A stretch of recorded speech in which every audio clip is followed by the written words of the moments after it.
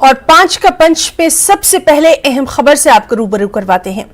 जम्मू कश्मीर में property tax को लेकर बढ़ते आक्रोश के बीच एलजी प्रशासन ने नया नोटिफिकेशन जारी किया। एलजी प्रशासन ने प्रॉपर्टी टैक्स को लेकर आम जनता से मांगे। माना जा रहा है कि यह नोटिफिकेशन लोगों के गुस्से को कम करने की कोशिश के तौर पर जारी किया गया। वहीं जम्मू में प्रॉपर्टी टैक्स के विरोध में कांग्रेस ने बड़े पैमाने पर विरोध रैली निकाली। इस रैली में सैकड़ों कांग्रेस कार्यकर्ता और लीडरों ने शिरकत की। इस रैली में राजभवन की ओर कांग्रेस का मार्च किया।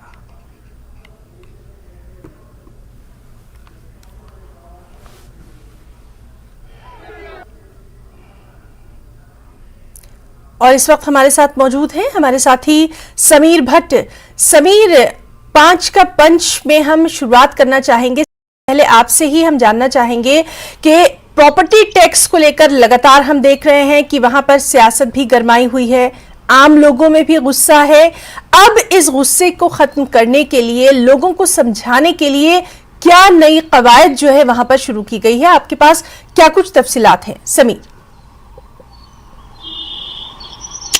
देखिए, जो कल नोटिफिकेशन हाउसिंग बोर्ड की तरफ से, जम्मू कश्मीर हाउसिंग बोर्ड की तरफ से निकाली गई है, उसमें लोगों से सुझाव मांगे गए हैं। जिस तरह हमने पहले भी इस पर बात की है कि लोगों से सुझाव मांगे गए हैं। 10 दिन के अंदर अंदर जो लोग इस पे अपनी आपत्ति दर्ज करना चाहते हैं, अपनी जो उनकी व्यूज हैं उनको शेयर करना चाहते हैं, अपनी जो उनके कंसर्न लग रहे हैं या उनको कुछ और सजेशंस देनी है, और वो गवर्नमेंट को दे सकते हैं, हाउसिंग बोर्ड को दे सकते हैं। और गवर्नमेंट का ये कहना है कि उन व्यूज पे, उन सजेशंस को, जो सलाह दी जाएगी, जो व्यूज दिए जाएंगे लोगों की तरफ से, उस पर सरकार गौर करेगी, संजीदगी से बात करेगी। मैं आपको बता दूं हिना कि एलजी एडमिनिस्ट्रेशन पहले दिन से ही, जब ये नोटिफिकेशन निकली थी और उसके बाद जब बवाल मच गया चारों तरफ से प्रॉपर्टी टैक्स पे, तो उसके बाद एलजी मनोज सिन्हा और उनके जो बाकी लोग हैं जो गवर्नमेंट में हैं, हाउसिंग बोर्ड में हैं, या बाकी जम्मू म्यूनिसिपलिटी हो, श्रीनगर म्यूनिसिपलिटी के ऑफिशियल्स या जितने भी ऑफिशियल्स हैं, गवर्नमेंट ऑफिशियल्स, वो साफ साफ ये कह रहे थे, वो कह रहे थे कि हम किसी भी सजेशन को सुनने को तैयार है अगर इसमें अमेंडमेंट करनी है। खासकर एलजी मनोज सिन्हा जहां जहां जा रहे थे, अभी भी जहां जहां जा रहे हैं, लगातार एक ही बात कर रहे हैं।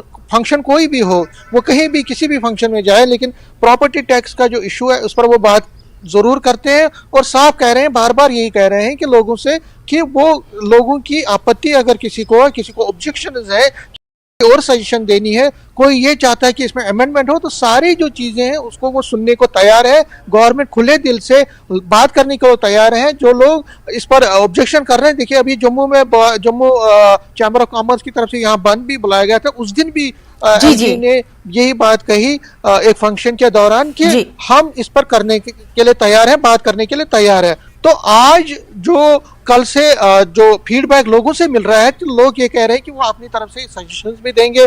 बहुत सारे लोग ये कह रहे हैं कि अगर प्रॉपर्टी टैक्स लगाना है, लेकिन इसमें जो रखा गया है, जो एक पैरामीटर रखा गया है, उसमें कम करना चाहिए, ज्यादा पैसा देना पड़ेगा, वो इतना नहीं दे पाएंगे। हालात जम्मू कश्मीर के इस तरह के नहीं है, उन पर पहले ही बोझ बहुत ज्यादा है, यहाँ गरीबी है, यहाँ बेरोजगारी है, यहाँ तरह तरह के मसाले। हम चाहते हैं कि प्रॉपर्टी टैक्स में जो लेवल रखा गया है, जो क्वांटम, उसको कम रखा जाए। हम थोड़ा टैक्स देने को तैयार है। कई लोग ऐसे भी हैं जो बिल्कुल ही टैक्स नहीं चाहते हैं, वो चाहते हैं कि नहीं, टैक्स बिल्कुल नहीं देना चाहिए, ये गलत है।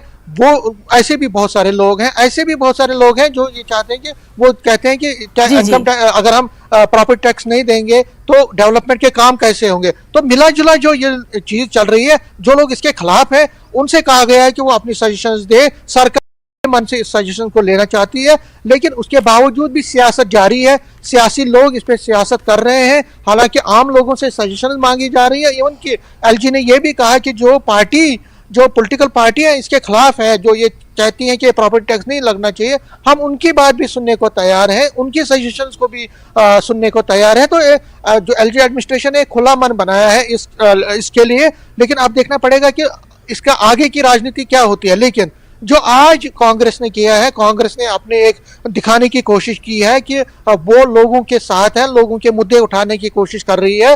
हालांकि ये जो कांग्रेस का जो आज ये ऑल इंडिया लेवल पे उनकी एक मुहिम का हिस्सा था जिसके तहत आज उन्होंने रैली की और इस रैली में भी उन्होंने प्रॉपर्टी टैक्स को एक बड़ा इशू बनाया और इस पर फिर उनकी गिरफ्तारी भी हुई, कई लीडरान की, उनको डिटेन किया गया, उसके बाद उनको छोड़ा गया।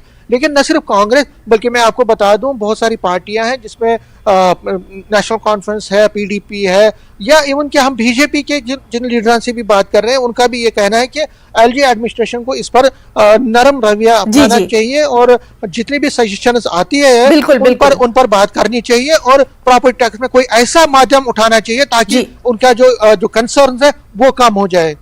जी समीर, आपने बहुत तफसील से यहाँ पर पूरी बात बताई और इसका क्या पस मंजर है वो भी आपने यहाँ पर हमारे दर्शकों को बताया। समीर, लगातार आपकी वहां पर बात हो रही है, प्रदर्शनकारियों से भी आपकी बात हुई जो लोग इसके खिलाफ प्रोटेस्ट कर रहे हैं। ये कहना ज्यादा मुनासिब होगा कि आप उनसे डायरेक्ट कनेक्ट हैं। तो अब 5 का पंच में हम आपसे ये जानना चाहेंगे कि जो आम लोग हैं, व्यापारी मंडल की अगर यहां पर बात की जाए, वो क्या चाहते हैं, क्योंकि लगातार ये भी हम कहने की कोशिश कर रहे हैं और जो एडमिनिस्ट्रेशन की बात है वो लोगों तक पहुंचा रहे हैं कि ये जो भी टैक्स की बात हो रही है वो उन्हीं के लिए लगाया जाएगा, उन्हीं के लिए किया जाएगा। पहली कोई ऐसा यहाँ यूटी में ये इंट्रोडक्शन नहीं है प्रॉपर्टी टैक्स का, बहुत सारे स्टेट्स में इसको लगाया गया है, लेकिन यहां पर शायद बात पहुंचाई नहीं गई बल्कि उसको इंप्लीमेंट कर दिया गया। ये थोड़ा सा जो माइनर डिफरेंस है ये समझाने की जरूरत है और इसी कोशिश के तौर पर अब इस नोटिफिकेशन को हम देख सकते हैं। क्या कुछ एनालिसिस आपका है समीर? जी जी जी, बिल्कुल बिल्कुल बिल्कुल हिना, आपने कहा बिल्कुल यही बात है कि एक गैप रही है, एक कम्युनिकेशन गैप रही है। देखिए, जब ये इम्प्लीमेंट हुआ, जिस दिन ये नोटिफिकेशन निकली, इम्प्लीमेंट हुआ 1 अप्रैल को होगा, जब नोटिफिकेशन निकली इस प्रॉपर्टी टैक्स के बारे में, उसके बाद यहाँ पे जो इसके कमिश्नर सेक्रेटरी हैं, प्रिंसिपल सेक्रेटरी हैं, उन्होंने प्रेस से भी बात की, हमसे भी बात की, उन्होंने दोबारा समझाने की कोशिश की, उन्होंने पूरा दिया कि 1000 फीट तक जो जिनकी मकान है उनको नहीं देना पड़ेगा, इस तरह 1500 के जिनके स्क्वायर फीट है उनको 50 रुपये या 100 रुपये देना पड़ेगा। लेकिन मैं आपको बता दूं, ये सही बात है कि एलजी एडमिनिस्ट्रेशन जो चाहती थी कि लोगों को अवेयर करे, लोग पूरा इन्फॉर्म हो, क्योंकि इसमें बहुत कंफ्यूजन हुआ। पहले लोगों को समझ नहीं आया, लोग पैनिक मोड में चले गए, लोगों को आया, लोगों को लगा कि भाई ये तो बहुत ज्यादा पैसा देना पड़ेगा, बहुत ज्यादा टैक्स देना पड़ेगा, क्योंकि ये नया रिजीम यहाँ पे लगने जा रहा है।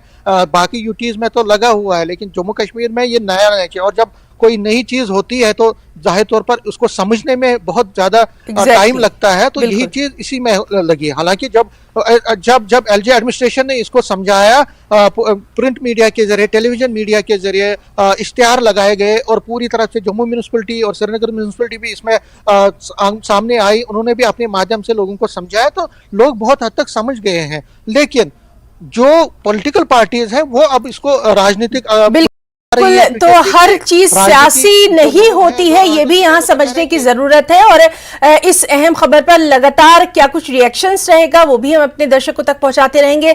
समीर भट्ट, आपका यहाँ बहुत बहुत शुक्रिया अदा करना चाहेंगे तमाम तर डिटेल्स हमारे दर्शकों तक पहुंचाने के लिए। और 5 का पंच में अब एक और अहम खबर से आपको रूबरू करवाते हैं।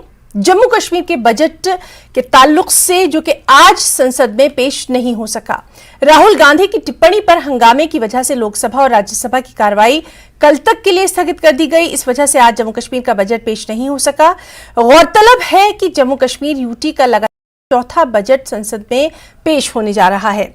जम्मू कश्मीर के लिए 35,584 करोड़ रुपए आवंटित किए गए हैं। केंद्रीय वित्त मंत्रालय ने वित्तीय वर्ष 2023 के लिए जम्मू कश्मीर के वार्षिक बजट को अंतिम रूप दे दिया है। यह बजट पिछले वर्षों की तुलना में बढ़ने की उम्मीद है।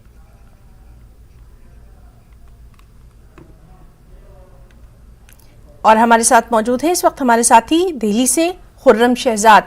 खुर्रम, बहुत ही इस बजट का जो इंतजार है वो सभी को किया जा रहा है, न सिर्फ यूटी में, जम्मू कश्मीर में इस बजट को इंतजार किया जा रहा है बल्कि पूरे मुल्क की निगाहें लगी हुई हैं। क्या कुछ है इसके ताल्लुक से आपके पास डिटेल्स, आज जिस तरह से ये संसद में पेश नहीं किया जा सका?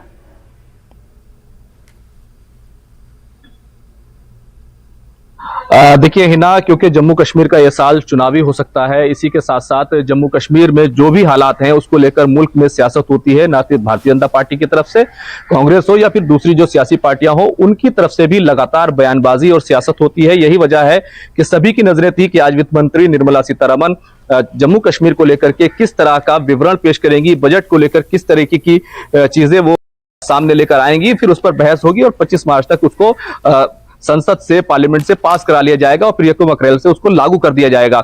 जिस तरह की खबरें आई थी उसमें यह था कि पिछली बार 1,12,950 करोड़ रुपए इसमें जिस तरीके से जो अनाउंसमेंट हुआ है, जो अनाउंसमेंट हुआ था पिछले दिनों 35,581 करोड़ रुपए का, उसके साथ साथ जो हमारा सिक्योरिटी का बजट भी होता है उसको मिलाकर के देखें तो पिछले साल 1,12,950 करोड़ रुपए खर्च हुए थे। इस बार उम्मीद की जा रही थी कि 1,20,000 करोड़ के आसपास ये तमाम चीजें जाएंगी, क्योंकि एक्सपेंडिचर की बात हो या फिर बेरोजगारी मसला हो या फिर दूसरी जो बड़े बड़े इंफ्रास्ट्रक्चर की जो योजनाएं चल रही हैं उनकी बात हो, उन तमाम चीजों की वजह से उम्मीद की जा रही थी कि जम्मू कश्मीर को एक बड़ी सौगात मिलेगी और ये चुनावी साल है तो लोगों को मराहत भी मिलेंगी।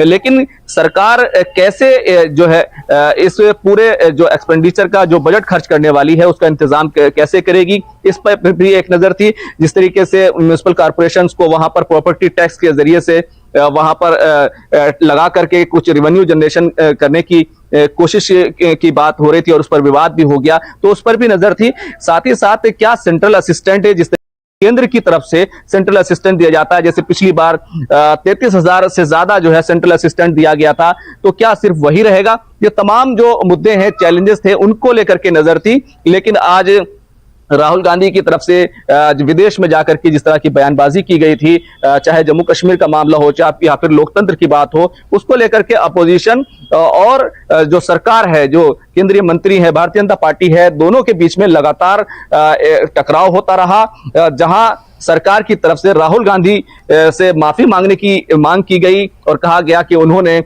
देश की छवि खराब की है तो उन्हें माफी मांगना चाहिए, तो दूसरी तरफ से विपक्ष ने आरोप लगाया कि विपक्ष की आवाज जो है वो दबाने की कोशिश की जा रही है और राहुल गांधी ने कुछ गलत नहीं कहा है। तो ये टकराव चलता रहा। शुरू में जैसे ही 11 बजे पार्लियामेंट का सेशन शुरू हुआ, हंगामा शुरू हो गया और उसके बाद उसको 2 बजे तक के लिए स्थगित करना पड़ा। फिर 2 बजे भी जैसे ही सेशन शुरू हुआ उसके बाद फिर से चाहे लोकसभा हो चाहे राज्यसभा हो, दोनों ही जगह हंगामा हुआ और ये सेशन जो है वो कल तक के लिए मुलतवी कर दिया गया। बिल्कुल बिल्कुल बिल्कुल खुर्रम, तो इस अहम खबर पर लगातार नजर बनी रहेगी। कल क्या कुछ इस बजट के पिटारे में रहता है वो हम अपने दर्शकों तक जरूर पहुंचाएंगे। फिलहाल के लिए खुर्रम शहजाद, आपका बहुत बहुत शुक्रिया अदा करना चाहेंगे, आपने तमाम तर तफसीलात हमारे यहाँ नाजरीन को दी हैं। और 5 का पंच पे वक्त एक छोटी सी ब्रेक का, जल्द लौटेंगे और 5 का पंच पे एक बार फिर आपका बहुत स्वागत करते हैं। सोईबुक बडगाम से खबर है, जहां 30 वर्षीय महिला आरिफा शफी की मौत ने पूरे जिले के लोगों में गम गुस्सा भड़का दिया है। लोग जगह जगह इसका विरोध कर रहे हैं। इस सिलसिले में आज स्थानीय लोगों ने ओमपुरा बडगाम में विरोध प्रदर्शन किया और प्रदर्शन में महिलाओं के साथ साथ पुरुषों ने भी, यानी मर्दों ने भी बढ़ चढ़कर हिस्सा लिया। गौरतलब है कि इस हत्याकांड में पुलिस ने एक शख्स को गिरफ्तार किया है। महिलाओं का कहना है कि इस तरह की घटनाओं से महिलाओं, खासकर लड़कियों में डर का माहौल है। उन्होंने प्रशासन से हत्यारे के खिलाफ सख्त कार्रवाई की मांग की है और महिलाओं को सुरक्षा मुहैया कराने की अपील की है।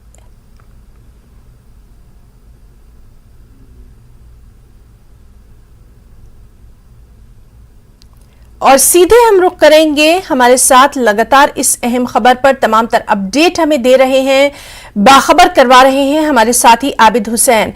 आबिद, अपने खास प्रोग्राम 5 का पंच में हम इस वक्त आपसे जानना चाहेंगे, आप कहां पर मौजूद हैं, क्या कुछ हालात हैं? क्योंकि एक चीज तो बिल्कुल वाज़े है, इतना बेईमाना ये जो कत्ल किया गया, इसके खिलाफ न सिर्फ पूरी वादी में, बडगाम में, बल्कि पूरे मुल्क में गम गुस्सा देखा जा रहा है और जल्द से जल्द कार्रवाई की भी मांग की जा रही है।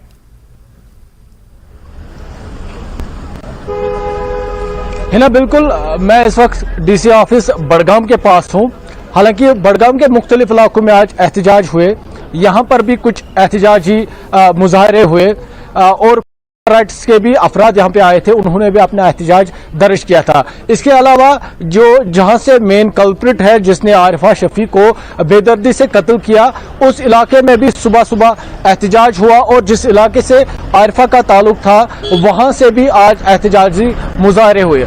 मुतालबा यही है कि जो कल्प्रिट है उसे फास्ट ट्रैक बिना पर उसके खिलाफ कार्रवाई की जाए, मुकदमा चलाया जाए और फिर कार्रवाई की जाए। लोगों की मांग यही है कि सख्त सजा दी जाए। हालांकि वो मुतालबा कर रहे हैं कि इस कातिल को फांसी की सजा दी जाए, क्योंकि जिस तरह का ये कत्ल है, जिस बेदर्दी के साथ आरिफा शफी को गया है, पहले 7 तारीख को वो घर से मिसिंग होती है, 8 तारीख को जब फैमिली रिपोर्ट दर्ज करती है, मिसिंग रिपोर्ट, उसके बाद पुलिस तहकीक करती है और फिर पुलिस को क्लू मिलता है, पुलिस उस क्लू के पीछे चलती है और इस बीच जो ये कल्प्रिट है, जो एक्यूज्ड है इसमें शबीर अहमद वानी, उसे जीरो इन करके उससे पूछताछ की जाती है और वो एतराफ़ करता है और फिर वो मौके वारदात पर पुलिस को साथ ले जाता है और फिर लाश के टुकड़े उसने मुख्तलिफ मकामात पर छुपाए होते हैं। तो ये जो मंजर है ये वाकई दर्दनाक है और पूरा इलाका एक तो गम में है और साथ ही गुस्से में है, क्योंकि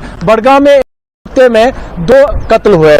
पहले एक सरकारी मुलाजिम को दिन दहाड़े कत्ल किया गया और उसके बाद इस 30 साला खातून आरिफा शफी को इतनी बेदर्दी के साथ कत्ल किया गया और कत्ल के बाद उसके जिस्म के हिस्से किए गए। पूरे इलाके में गम है। जिस तरह से आपने देखा होगा, खवातीन लगातार ये कंसर्न जाहिर कर रही है कि वो अब महफूज नहीं है, क्योंकि इस तरह की तस्वीरें, इस तरह के जो इंसिडेंट्स है ये वाकई कश्मीर में पहली मर्तबा देखने को मिल रहे हैं और यहाँ की खवातीन अब उनको कंसर्न है कि वो अब महफूज नहीं है। बिल्कुल आबिद, यहाँ हम आपसे ये जरूर जानना चाहेंगे, क्योंकि लगातार आप इस खबर को कवर कर रहे हैं, आपकी लोगों से बात हो रही है, जो साइकोलॉजिकल एक्सपर्ट हैं, नफ्सियाती जो एक्सपर्ट हैं, उनका अभी तक क्या कुछ तज्जिया सामने आया? क्योंकि ये समझना यहाँ बहुत जरूरी है कि एक कत्ल के बाद जो इस तरह की बेईमाना हरकत की जाती है, कहीं ना कहीं एक साइकोलॉजिकल डर पैदा करने की ये कोशिश की जा रही है, जो कि साफ तौर पर भी देखा जा रहा है। तो पूरी कार्रवाई में अभी तक क्या कुछ निकलकर सामने आया है और दानिश्वर तबका खास तौर पर क्या कुछ कह रहा है इस तरह के कत्ल को लेकर?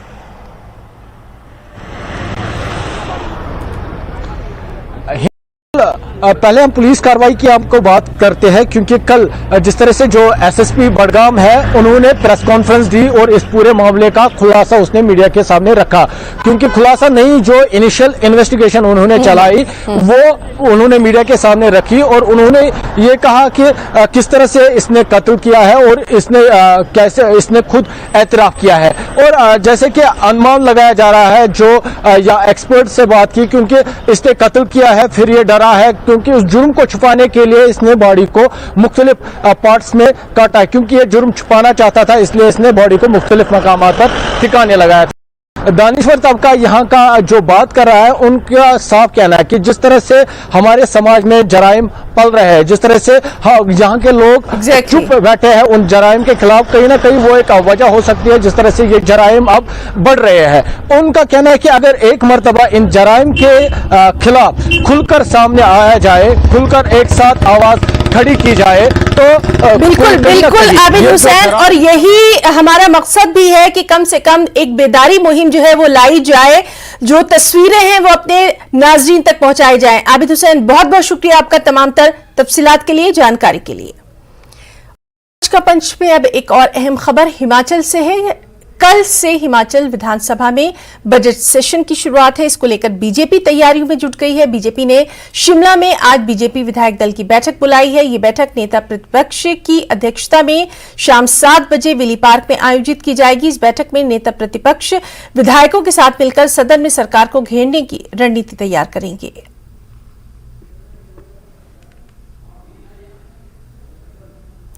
सीधे हम रुख करना चाहेंगे, हमारे साथ मौजूद हैं हमारे सहयोगी राजेंद्र शर्मा।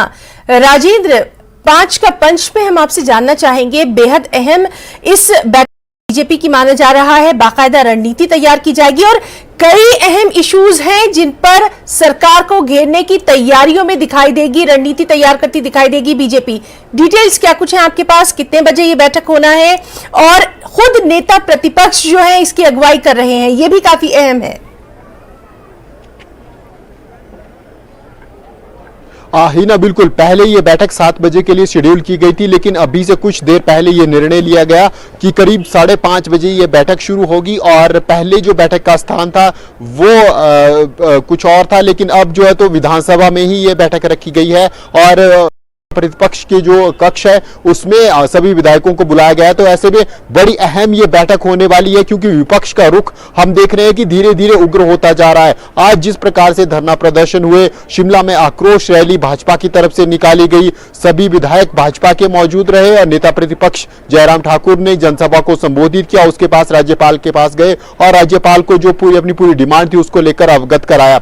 डी नोटिफिकेशन के खिलाफ लगातार कैंपेन भाजपा की शुरू है। पहले जब बूथ स्तर पर जाकर सिग्नेचर कैंपेन शुरू किया गया, फिर जिला स्तर पर प्रदर्शन हुए, राज्य स्तर पर प्रदर्शन हुए, तो तमाम जो बड़े नेता हिमाचल प्रदेश में भाजपा के हैं इन प्रदर्शनों में शामिल रहे और जनता को जोड़ने की कोशिश की गई। जिस प्रकार से सिग्नेचर कैंपेन चलाया गया, बड़ी संख्या में हिमाचल प्रदेश में सुक्खू सरकार ने जो पूर्व की सरकार थी, जयराम सरकार थी, उसके 1 अप्रैल 2022 के बाद जो संस्थान हिमाचल प्रदेश में खुले थे उनको डीनोटिफिकेशन किया है और उसी के विरोध में ये तमाम धरना प्रदर्शन किए गए। और हम देख सकते हैं कि जिस प्रकार सदन के बाहर भाजपा का रुख रहा, आक्रामक रुख रहा, वही रुख कल से सदन के अंदर बजट सत्र जो शुरू होने जा रहा है उसके अंदर ये भाजपा का रुख रह सकता है और उसको लेकर अभी से कुछ देर बाद बैठक भी शुरू है। इसके अलावा कल एक कांग्रेस ने खुद ही भाजपा को दे दिया। भाजपा के विधायक लाहौल स्पीति, कांग्रेस के विधायक लाहौल स्पीति से हैं रवि ठाकुर, उन्होंने एक चिट्ठी कांग्रेस प्रदेशाध्यक्षा को लिखी और उसमें लिखा कि वो लगातार डिमांड कर रहे हैं कि उनके जिला के, क्योंकि ट्राइबल एरिया उनका है और वहां से सभी बड़े अधिकारी, चाहे वो एसडीएम हो, तहसीलदार हो, नायब तहसीलदार हो, डीएफओ हो, सभी का तबादला कर दिया गया है और ये सभी पद रिक्त है। हिना, इसमें गौर करने वाली बात यह है कि ये जो लाहौल स्पीति वाला क्षेत्र है ये चाइना बॉर्डर के साथ लगता है और ऐसे में पिछली बार जब केंद्र सरकार की तरफ से रिपोर्ट मांगी गई थी तो डीजीपी संजय कुंडू खुद वहां पर गए थे और उन्होंने एक रिपोर्ट केंद्र सरकार को भी कि यहाँ पर हमें अधिक से अधिक आबादी जो है वो चाइना बॉर्डर के साथ बसानी चाहिए। लेकिन जिस प्रकार से रवि ठाकुर ने, वहां के विधायक हैं, उन्होंने मोर्चा अपनी ही पार्टी के खिलाफ खोल दिया है और ये उन्होंने कहा है कि बिल्कुल राजेंद्र, तो बेहद अहम ये बैठक रहने वाली है और जिस तरह से आपने अपडेट हमारे तमाम दर्शकों को दिया है कि अब ये बैठक जो है अब से कुछ ही देर बाद यानी 5:30 बजे शुरू होगी, तो अगले बुलेटिन में इसके ताल्लुक से आपसे जरूर हम अपडेट लेंगे। फिलहाल के लिए आपका यहाँ बहुत बहुत शुक्रिया अदा करना चाहेंगे। तो दर्शकों, हमारे साथ 5 का पंच में हमारे तमाम तर साथी मौजूद थे अहम मुद्दों के साथ, जिस पर हम आपको तमाम तर डिटेल्स तफसीलात दे रहे थे। तो 5 का पंच में आज के लिए फिलहाल इतना ही। नमस्कार।